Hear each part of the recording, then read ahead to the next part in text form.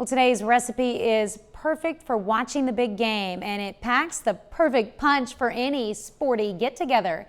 Howard shows us how to make buffalo potato wedges in the Mr. Food Test Kitchen. It goes together like this. We start by cutting half a dozen baking potatoes into wedges and seasoning with some olive oil and a bit of salt.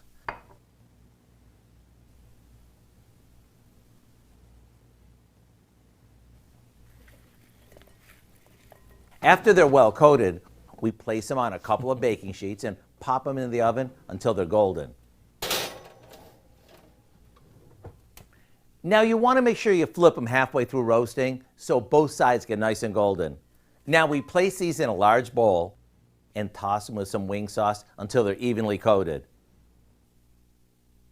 Then we drizzle them with some bottled blue cheese dressing and finish them off with a handful of chopped celery. What we end up with is a dish that combines everything we love about our favorite wings without the bones or greasy fingers. Everyone's going to love these, wing lovers or not. To get this easy recipe for our buffalo potato wedges, you know the routine. Visit our website.